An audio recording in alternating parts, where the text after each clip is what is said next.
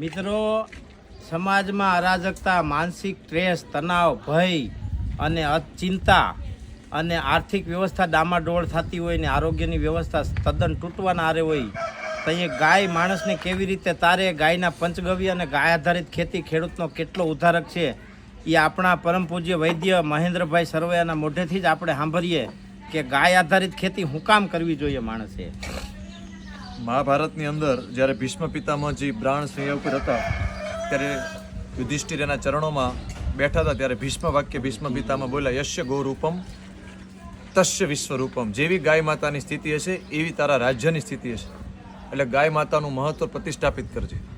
તો ગાય માતાનું મહત્વ શેનાથી છે? એમની ઉર્જાથી, એની આધ્યાત્મિક ચેતનાથી, એમના પંચગવ્યથી.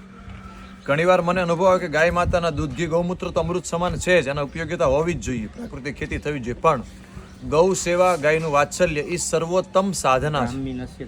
ત્યારે આપ સૌને મારી પ્રાર્થના છે કે આપનાથી નજીકમાં જે કાંઈ ગૌ માતા હોય એનું વાત્સલ્ય, પ્રેમ અને લાગણી પ્રાપ્ત કરો. બીજી વસ્તુ કે અત્યારે આયુર્વેદના ચિકિત્સકના નાતે હજારો કેન્સરના દર્દીઓ જોયા, એમને સારા કર્યા, એમને સારવારમાંથી મુક્ત કરવાનો અવસર પ્રાપ્ત થયો. ત્યારે એના સ્પષ્ટ અનુભવથી જણાણું કે બજારનું રાસાયણિક ખાતર અને જંતુનાશક દવાયુક્ત ભોજન, ખાસ કરીને શાકભાજી, એનાથી બહુ જ એમાં વધારો થાય છે. તો આવનારા પેઢીને રોગમુક્ત કરવા માટે, બચાવવા માટે ફેમિલી ડૉક્ટર પહેલાં, ફેમિલી ફાર્મર એટલે કે જે ખેડૂતો પ્રાકૃતિક ખેતી કરતા હોય એનો આધાર લેવો પડશે. તો જે લોકો વિડીયો સાંભળનારા છે એ લોકોને મારી પ્રાર્થના છે કે આપ સૌ આપના ઘરે પ્રાકૃતિક ગાય આધારિત ખેતીની વસ્તુ લાવો છો તો આપના પરિવારના સ્વાસ્થ્યની તો આપને જાળવણી થાય છે, પણ ગૌ માતાની પણ સુરક્ષા થાય છે. અને સાથે સાથે ગાય માતાના દૂધ, ઘી, ગૌમૂત્રનું મહત્ત્વ વધે છે અને ગૌમૂત્ર ગોબરનું મહત્ત્વ વધશે તો ગૌ માતાની જે હત્યા થાય છે એ પણ એમાંથી આપણે મુક્ત થઈ શકશું, એના પાપમાંથી મુક્ત થશું.